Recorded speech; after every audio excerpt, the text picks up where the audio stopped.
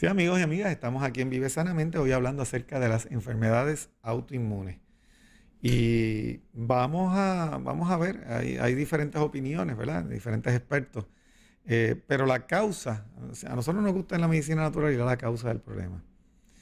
Y hoy estamos hablando aquí de esas posibles causas, aunque vamos a estar también tocando, para que ustedes tengan una idea, de esas aproximadamente 80 enfermedades autoinmunes, cuáles son las más comunes. Pero vamos al próximo diagrama, que es ese de las causas, porque los factores, como dice ahí, the root cause pie chart, ¿verdad? El pie de esas causas. Fíjate que el primero que tienen ahí es el leaky gut, que es el que produce la permeabilidad en el intestino. Ya vamos a hablar un poquitito más de eso al final del programa. La dieta, diferentes tipos de toxinas, infecciones y estrés. Y déjame decirte que esto que se está hablando aquí, prácticamente ninguno de esos aspectos de causa se tocan generalmente por la medicina convencional. La Y mayor si parte, vamos a la parte del estrés o de las emociones, menos todavía. Y esas son menos las que más todavía. correlacionadas están cada vez más, y con el sistema inmune más todavía. Exacto. Pero fíjate cómo el intestino, la dieta, las toxinas, lo que la gente come, Todo va a influir. las infecciones y el estrés, todo va estableciendo bases para que entonces se dé el problema, el desarreglo, que fíjate, los expertos en medicina muchas veces dicen que es que se descontroló el sistema inmunológico. Sí, pero tiene una base de por O qué se se afectó descontroló. el sistema inmunológico, empezó a Porque atacar solito no ahí. fue, o sea, tuvo que haber sido algo que lo está atacando o algo que lo está promoviendo para que se Claro, ataque. el sistema inmunológico no se desarregla así porque sí. El sistema inmunológico se desarregla cuando ha estado recibiendo algún tipo de estímulo o hay alguna situación que no se ha resuelto desde el punto de vista inmunológico en el organismo. O la invasión es tan grande. Y emocional. Cuando el estrés es bien alto, aquí cuando viene con unos estresores bien altos, la persona siempre está desbalanceada y el cuerpo empieza a atacar también otras Y áreas. fíjate que esa parte está comprobada científicamente que bajo situaciones de estrés suben los niveles de cortisol. Lo Claro. primero que se afecta es el sistema Se inmunológico. exacerban, los síntomas empiezan a exacerbarse, nada más con la situación emocional o de mucha tensión. Definitivamente. Vamos a una de las más comunes. Vamos a ver en orden alfabética, ¿verdad? Para que la gente tenga una idea de las enfermedades autoinmunes. La primera que está ahí es la alopecia areata. Mucha gente tiene este tipo de alopecia y no piensan que es un problema autoinmune, que es la caída de cabello, ¿verdad? En mechones. Sí, que el sistema ataca los folículos capilares, entonces empiezan a Ujú. caerse mechones. Hay personas que han perdido el cuero cabelludo, o sea, el pelo completamente. Han Exacto. habido Entonces se casos aquí. convierte en una alopecia universal, Ujú. que es cuando se le cae el cabello de toda De de toda, de toda la toda parte, cabeza, la sí. ceja, la pestaña, Hemos visto todas casos así partes. también acá. La otra que aparece ahí es la anemia hemolítica, que es donde el sistema inmunitario destruye los glóbulos rojos. Así que el cuerpo se le hace difícil, ¿verdad?, mantener la producción de glóbulos rojos para satisfacer esas necesidades y entonces se afecta el nivel de Claro. oxigenación, de Y de oxigenación del energía, la cuerpo. persona se siente fatigada, no se siente Ujú. con energía, se siente cansada, Mareo. exacto, se siente débil. Ujú. La piel coge Pues toma hay una un falta de color oxigenación. amarillento, se ve pálida la persona, o sea, y es otro tipo de problema autoinmune. Después le sigue la artritis reumatoidea. Ese es bastante común. Casi todo el mundo que tiene artritis reumatoidea va a saber que tiene un problema autoinmune. Y ahí, pues, obviamente, el sistema atacando el revestimiento de las articulaciones de cualquier parte del cuerpo, generalmente es bilateral. O sea que si le afecta la muñeca, le afecta a las dos muñecas, si la rodilla, las dos rodillas, los codos, los dos codos. Pero O sea tampoco que, llega oxígeno a las extremidades. Siguen exacto. afectándose. En, en Crea dolor, esa, rigidez, inflamación. en ese tipo de problemas, la reacción y los antígenos se encuentran en el líquido sinovial de las coyunturas. ¿Eh? Claro, y afecta esa área del líquido. Claro, o sea que va a haber rigidez bilateralmente y van a haber todos estos síntomas de inflamación, enrojecimiento y también abultamiento de la cápsula articular en las situaciones más crónicas. Vamos a la próxima. A veces crean escamosidad también en las mismas articulaciones. Exacto, porque a veces supura por la piel. La cirrosis biliar, hay un tipo de cirrosis que es autoinmune también. ¿Eh? Ahí se afectan los conductos biliares y la bilis se acumula en el hígado, afectándolo, y entonces ahí es donde el sistema inmune va destruyendo también los hepatocitos. Tiene síntomas de fatiga, de picazón en la piel, La se queda en coloración los puede ojos cambiar en la piel, en los ojos, en y el la área de persona se esclera, puede poner amarillenta. amarillenta, sí. Ujú. En la próxima, la diabetes tipo 1. Es una enfermedad en la cual el sistema inmunitario ataca las células que producen la insulina. Y al no producirla, pues, ¿qué pasa? Se queda entonces el azúcar se crea en volumen en sangre y no llega a la célula como tiene que llegar adecuadamente. Mira, hace como 2 décadas atrás, en el Lancet se hizo una publicación, la revista médica El Lancet de inglesa, donde se había descubierto que los anticuerpos que destruyen las células beta del páncreas que producen insulina son provocados por una de las proteínas de la leche. O sea, se había podido Cuando observar. digerirla, entonces ataca, porque no se puede había- digerirse, se queda exacto, acumulada, entonces se pudo observar sintetiza. que las personas, los niños que fueron expuestos, muchos de los niños que fueron expuestos a la leche de vaca, en vez de ponerlos en la leche materna, desarrollaban anticuerpos contra esa proteína, contra la lactalbúmina de la leche de vaca, Y al crear resistencia, que entonces hay una resistencia destruyen también. entonces las células beta del páncreas. Sin embargo, fíjate que esto fue una noticia que no se le dio mucha importancia, que cuando se identifica esto era para haber quitado o haber sugerido que se quitaran todos los niños de la leche de vaca. Sin embargo, fíjate, entonces producen fórmulas Que que también las tienen. que tienen también Tienen la este tipo de leche, la compuestos. proteína de la leche de Claro, no es vaca. digerible, entonces por eso también hay tantos niños con este tipo de Ujú. situaciones, O bebidas No que digerible. tienen el whey, que es el suero de la leche de vaca. que es lo mismo. ¿Ves? Es más O sea, concentrado todavía, es peor. O sea que muchos de estos problemas autoinmunes que se dan precisamente cuando el ser humano se ha tenido o se ha expuesto a esas proteínas que vienen de origen animal, que no se pudieron digiere. digerir correctamente, y entonces el cuerpo sensibiliza anticuerpos contra esa proteína, destruyendo componentes del cuerpo. Y fíjate que casi todas las enfermedades autoinmunes, de una forma u otra, la mayor parte de ellas afectan el colágeno o afectan la mielina de los nervios. Y fíjate que lo más que tú comes, lo más que las personas comen, porque yo sé que tú no comes, ni nosotros comemos, es el colágeno, el músculo del animal. Es lo que más se come cuando se come carne de animales. Que por la ingesta lo que hace es que inhibe la síntesis natural del colágeno del cuerpo. Entonces, esa gente que comen órganos con bastante componente sanguíneo, entonces son más propensos a las enfermedades hemolíticas, que son las que destruyen los glóbulos de rojos. la sangre. Claro. O sea que si usted comió, y hay que tener cuidado también con esta gente que toman colágeno, porque podrían estar desarrollando anticuerpos a ese colágeno y entonces esos anticuerpos atacar el colágeno. Si usted comió mucha carne con componente sanguíneo, esos que se la comen casi cruda, que les gusta, ¿verdad? Casi cruda, pues están exponiéndose al componente sanguíneo, podrían estar desencadenando situaciones para desarrollar la anemia hemolítica y muchas otras más que tienen que ver con la sangre. Sin contar con toda esa proliferación de bacterias y bacterias cadavéricas, así como se llaman en todo el Sí, área del sí. intestino. Cadaverinas, que Entonces, producen todo eso, cadaverinas y las claro, putrecinas. Entonces ahí la permeabilidad aumenta intestinal y por ahí entonces la sangre se sigue congestionando. Exacto. Y fíjense que en la próxima lámina habla de la enfermedad celíaca, Bastante común, que es bastante común sobre todo en niños.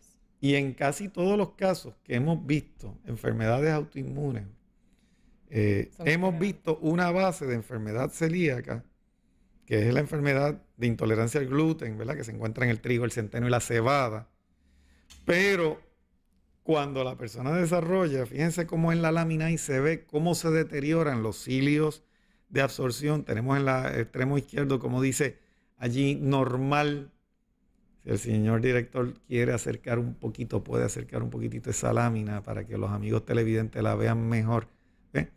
Ahí están los cilios normales del intestino y fíjense cómo se atrofian, cómo se dañan, cómo se van destruyendo, afectando primeramente la absorción, generando inflamación en el tejido intestinal, que entonces va a sentar la base para que el cuerpo entonces desarrolle intolerancia a otras proteínas, además de las proteínas del gluten, del trigo, del centeno, de la cebada. Claro, y fíjate, antes de cualquier manifestación, especialmente celíaca, ya cuando ya no hay intolerancia o hay intolerancia cero a lo que viene siendo las harinas o alimentos refinados, ya hay síntomas. iniciales. Mucha Claro. gente tiene el área aquí de los brazos, empiezan a tener como un salpullido leve, que a veces dice que tienen unos granitos y unas cositas. En la cara, pero en los aquí es donde más brazos. ocurren. Entonces lo vemos que la gente no sabe lo que es y siempre entonces tienen toda esa área llena y dicen, bueno, siempre me salen de vez en cuando, pero todo eso ya empieza una intolerancia. Pero fíjate, gluten, mira los y así se va síntomas. manifestando. Mira los síntomas de esa enfermedad. Y esto es de la oficina del Women's Health, del gobierno. Fíjate los síntomas. Dice inflamación y dolor abdominal. Ese todo el mundo lo sabe. Diarrea o constipación. Pérdida, aumento de peso, fatiga, falta de periodos menstruales, fíjate. Y tú dirás, ¿qué tiene que ver el intestino con la falta de periodos menstruales?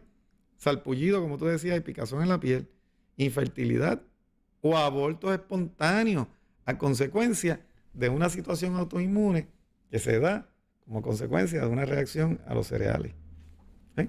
O sea que fíjense que el problema de casi todos los problemas autoinmunes empiezan ahí en el intestino. Empiezan ahí. Pero nada, quiero hacer el recorrido sobre las enfermedades más comunes para que ustedes tengan una idea. Y la próxima es la enfermedad de el Graves' disease, que hablamos aquí cuando hablamos de la tiroides hace varios programas atrás, que es el que hace que entonces la tiroides produzca demasiada hormona tiroidea. Ya eso crea irritabilidad, tensión nerviosa, sensitividad al calor, pérdida de peso, caída de cabello también. Ahí están todos los síntomas. Para aquella persona que pueda, pero el más obvio cuando se ha ido fuera de control es la del exoftalmos, que es esa protuberancia de los ojos. Tenemos también el contrario, que es la enfermedad de Hashimoto, que es entonces cuando la tiroides se vuelve hipoactiva. Una tiroiditis también. Una tiroiditis. Habíamos discutido en el programa y habíamos aprendido en el programa de tiroides que hay situaciones también de exposición a virus y demás que pueden servir de predisposición. La persona puede aumentar de peso, pero no necesariamente. Hay veces que vienen aquí con un TSH que está elevado y no necesariamente han aumentado de peso, porque casi todo el mundo asocia el hipotiroidismo con ganar mucho peso, mucho aumento de peso, fíjate pero que no necesariamente. Fíjate que las estadísticas dicen que en un hipotiroidismo lo que pueden haber es 10, 15, quizás hasta 20 libras de sobrepeso. Pero nosotros vemos aquí con personas que vienen con 120 libras de sobrepeso y piensan que es la tiroides, pero... O al revés, piensan que no tienen ninguna situación en la tiroides. Ah, no, pero si yo estoy bien, estoy en peso. Y no necesariamente significa que tenga un TSH bien. O hipotiroidea con bajo peso. Exacto. Así que se dan todo ese tipo de variantes. El peso, como esté el área de la tiroides o cómo se esté metabolizando. Se dan todo ese tipo de variantes. O sea que lo mejor es evaluarse, analizarse y ver cuál de esos padecimientos es el que usted está teniendo. La enfermedad inflamatoria del intestino, le llaman Irritable Bowel Syndrome, ¿verdad? IBS en inglés, es bastante parecido al Celiac Disease. ¿Y al Crohn's? Son manifestaciones similares. Lo único que van a haber manifestaciones más allá del intestino, en la boca, aftas bucales, irritación en el colon, puede haber sangrado, situaciones ulcerosas.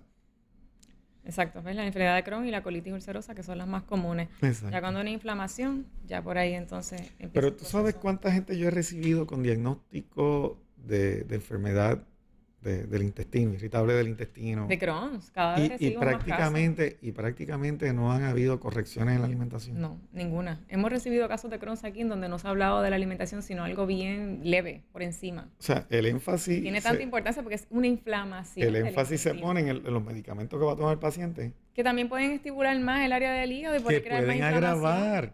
Que pueden agravar. Entonces la base no se está atendiendo. Y fíjate que en casi todos los casos que hemos atendido, el problema parte a raíz de una infección que tuvieron intestinal, de bacteria o de virus, una bacteria en algún y de alimento. los antibióticos o los tratamientos que le dieron al paciente.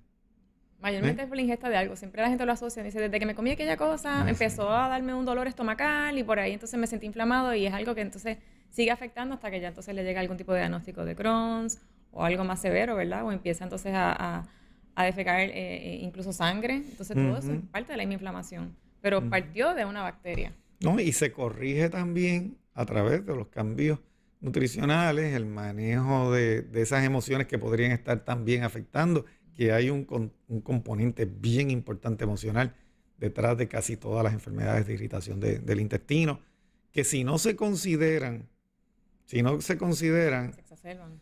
Se van a exacerbar o se convierten crónicas, porque es que lo más importante en cualquiera de estas enfermedades, amigo, amiga, es la identificación de esos factores que son los que establecen la causa, la corrección de los mismos, porque de lo contrario, con medicamentos nada más no se corrige ninguno de estos problemas. El medicamento lo único que hace es aislarlo a usted o quizás disminuir la progresión de la enfermedad en términos sintomatológicos, pero no va a curar el problema si no se va a la causa. Si el problema inició por la digestión, si el estresor fue emocional o mental, o si fue por algún químico, hay que descubrir qué es lo que está causando el problema para que se pueda erradicar. De lo contrario, el problema va a seguir en aumento hasta que se convierta en un problema crónico como el próximo que tenemos aquí, que es la esclerodermia.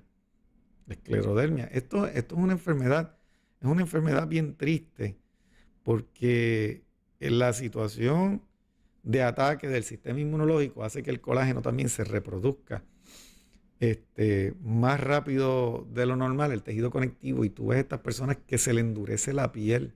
El tejido conectivo se va endureciendo el tejido conectivo de los vasos sanguíneos. Y parece como si fueran, tú le tocas las manos o la piel a estas personas y parece de goma, duro, endurecido, se van poniendo rígidos. Les puede afectar el sistema respiratorio, rigidez en las articulaciones. Claro, como sismo se ve afuera, sismo está adentro también Así mismo, la rigidez, la inflamación. exacto, según ocurre externamente, ocurre también internamente. Así que la esclerodermia, podríamos decir que es una de las más severas y de las más tristes porque generalmente la persona va avanzando la enfermedad hasta que ya no puede respirar, se endurece hasta el tejido bronquial, alveolo, todo. Alveolos, bronquios, todos, los pulmones, hasta que ya no puede respirar. O sea que es una de las enfermedades más tristes. Otra que es sumamente severa y lamentable es la esclerosis múltiple. La próxima lámina lo tenemos, como se afecta, como el sistema inmunológico ataca la capa protectora de mielina de los nervios. Y puede afectar el cerebro y también generar debilidad, parálisis, temblores, entumecimiento. Que también esto está bien correlacionado a lo que es la fibromialgia, de alguna manera, o sea, porque por ahí empieza ese diagnóstico y por ahí entonces sigue afectando más o menos en síntomas plásticamente lo mismo. Fíjate, en la fibromialgia, yo te diría, el paciente de fibromialgia, el cuerpo se convirtió, los músculos, la miositis que se desarrolla, es parte de esa misma reacción tóxica entre la acumulación de ácido láctico y otros desechos tóxicos del metabolismo de la célula, que son los que crean la base para una reacción inflamatoria crónica que puede dar base a cualquiera de estas. Si hay una situación nerviosa también, entonces lo va a atacar más todavía. O sea que la fibromialgia podríamos decir que es el preludio de muchas de estas otras enfermedades, y la fibromialgia con corrección metabólica, que no es otra cosa que con cambio en la alimentación. Sí, hay muchos diagnósticos ya de la fibromialgia, entonces la persona entiende que es para toda la vida, pues se lo han hecho saber así, no necesariamente tiene que ser así, pero tampoco hemos recibido un caso de fibromialgia que no esté anejado de una situación de estrés. En la medicina le dicen que es para toda la vida porque no se está yendo a la causa del problema, que es el cambio y la corrección alimentaria y metabólica a nivel celular, que es lo primario. Que es lo primero que se debe abordar. Vamos a una breve pausa y regresamos con este interesante tema.